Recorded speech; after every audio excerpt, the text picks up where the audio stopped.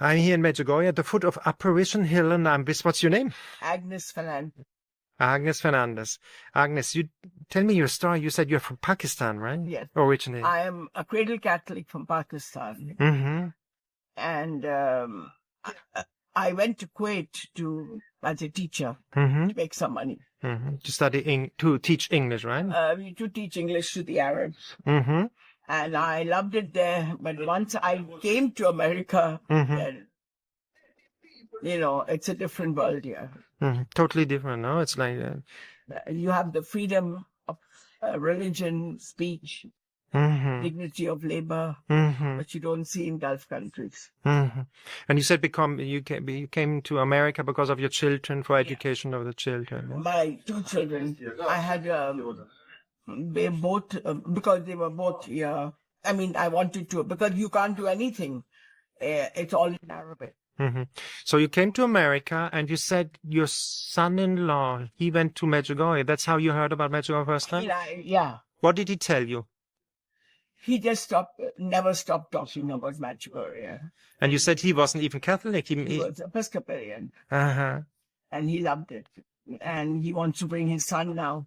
And I'll come back again with him.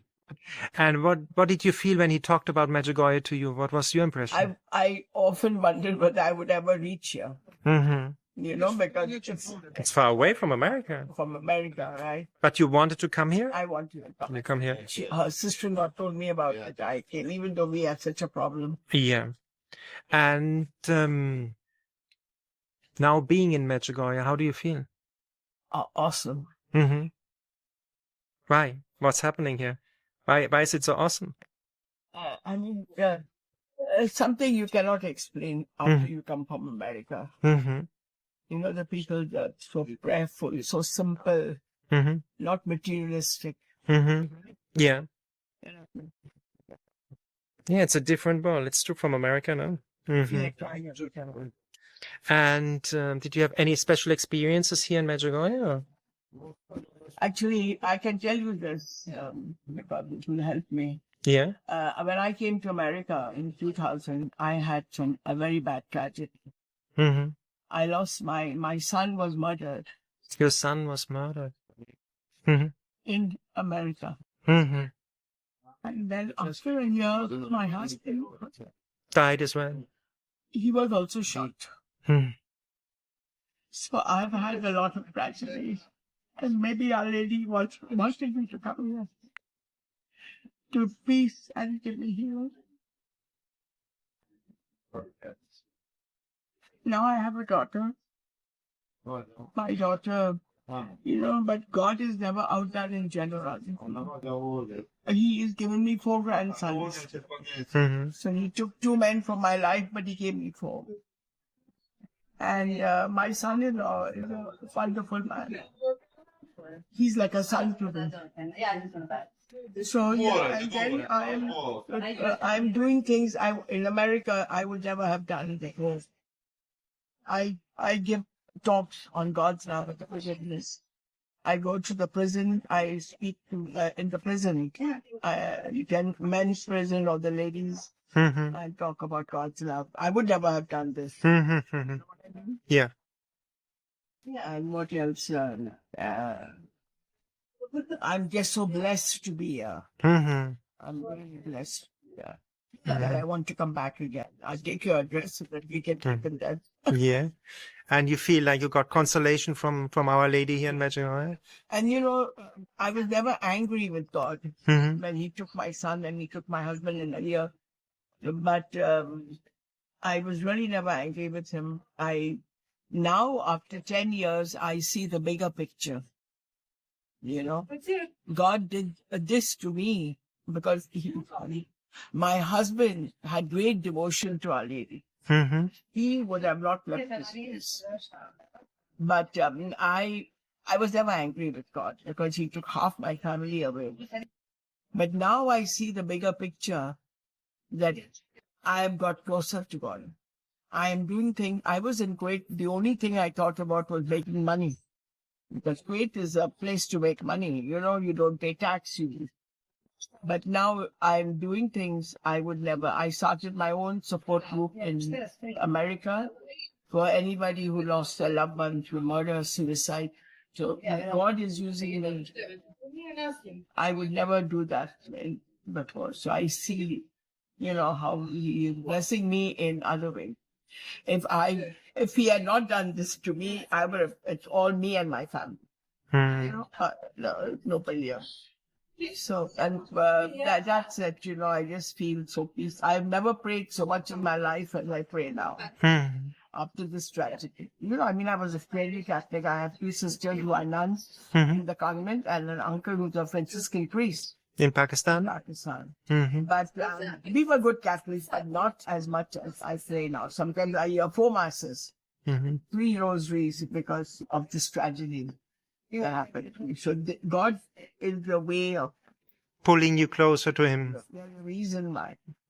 Some days are so bad for me, anniversaries, birthdays, but then I know it's coming. So you know what I'm saying. Yes, absolutely. What a story. You are touching me, You are touching me with this story. This is an amazing story. I was interviewed by I must tell you this too. It was a homicide, right? So the police were over at my house to see and all. And the officer who came, she told me the government will give me $10,000 to get counseling because this of the tragedy. And I told the officer, I said, I don't need it. I spend a lot of time in the Adoration Chapel because God is the greatest healer of all. He looked at me and he was not even Catholic. He looked at me and he said, never mind, keep my card in case you change your mind. And I never changed my mind. I didn't need to take that $10,000. So God is, I don't know how to explain it so deep in my heart. I can see that. Wow, you are touching me. And what would you tell people about Medjugorje? People who don't know about Medjugorje, what is so special about this place? I think it's so peaceful, and it's not a materialistic world. It's a spiritual, supernatural world. Supernatural and spiritual. People they have so little, but they're so happy, right? In America, we have so much, but they're still the peace is not there. You want more and more and more. When we had 1 TV in the house, everybody said, now everybody has a TV in my house. In my own house, we have 5 TVs. You know what I mean? Because it's so materialistic. Yeah. Very material. And you think we have to come back to the heart, no? We have to get back to the heart, to the spiritual. That's the lesson of Medjugorje. Yeah. And of Our Lady, she wants to draw us back to the supernatural, to the simplicity. Yeah, no? when I told the officer, he couldn't believe me. Because he's not Catholic. You see, I go a lot to the Baptist church, this church there. But every time I go, my own faith is strengthened. Because what we have in the Eucharist, they don't have. Right? Beautiful. They bang and sing and all. They do. Our Eucharist is amazing. You get so spiritual, and they don't have. It's the center of our faith. It's Jesus Christ. And they sing and shout, and But I've been blessed in other ways. My pastor in the church, St. Lawrence's, he was the one. He was the one who asked me to speak at Heart of Worship. Heart of Worship is a big gathering, but 1,500 people. To tell my story, strength in darkness. And I looked at him and I said, I'm a person from the third world country and the whole church is American. And I said in my mind, you're asking me. I've come from a third world country. And I never told him that. I said, I need time to think about it. Because it's 1,500. And he said, then I spoke to my spiritual director. And she said, I think you should speak because Father Drew didn't get up in the morning and say, I'm going to ask Agnes. He prayed about it. He put it to the team and then he asked you. So I spoke.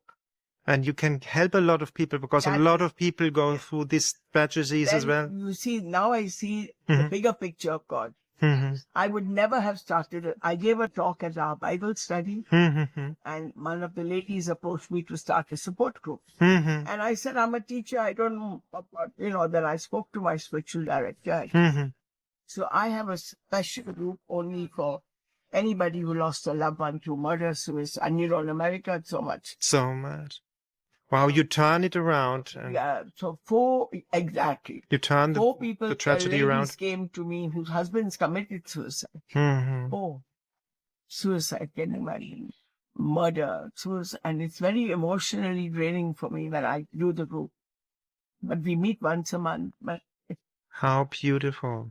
And Where is the group in America? What is the name of the grieving families in Houston, Texas? Grieving families. It's on our website. The website name is Grieving Family. No, the website is St. Lawrence's Catholic Church in Houston. In Houston. Okay. And you get many support groups and mine. That's right. Wow, beautiful.